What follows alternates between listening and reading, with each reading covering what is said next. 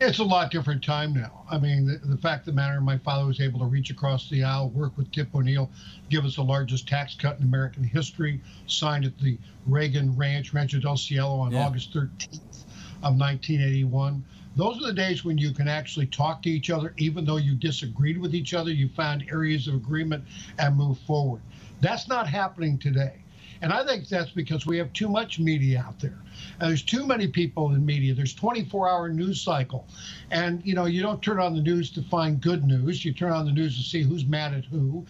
You listen to Fox, for example, or what have you, to be ticked off at the left. You listen to MSNBC to be ticked off at the right. And the moral of that story is everybody is ticked off and nothing's going to be accomplished, you know, because of it. That just wasn't the case back then. Even though the media was not in Ronald Reagan's corner, my father didn't respond to the media every time they said something like Donald Trump does. In fact, my father used to laugh at the media, and he ultimately made the media, you know, in some ways his friend.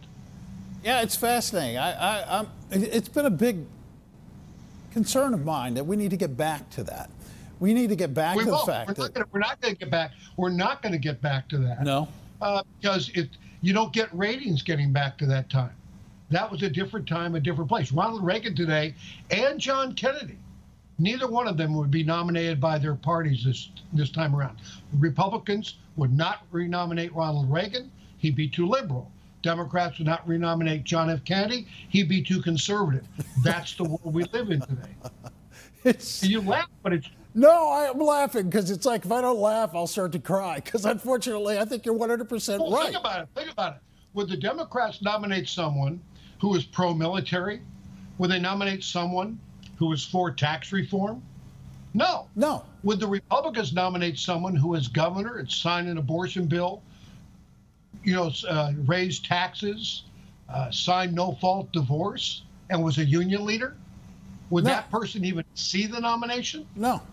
The answer is no. And you're right. I have to admit that you're right. And you know, and it becomes important on a day like today, Michael, because we saw the attorney generals for the state of Maryland and for the District of Columbia file a lawsuit against the president.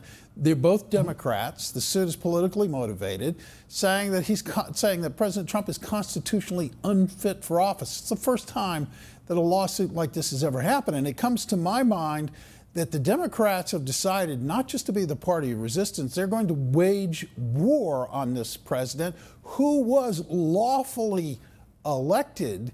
And it seems to me that we have a Democratic Party which is telling the American people, we don't respect your choice, we don't respect your right to elect somebody who is different from us. Therefore, we're not going to engage in reaching across any aisle. We're not going to engage in talking to somebody. We're going to engage in all-out warfare and an undermining of America's process. Oh, that's exactly, you know, what they're doing.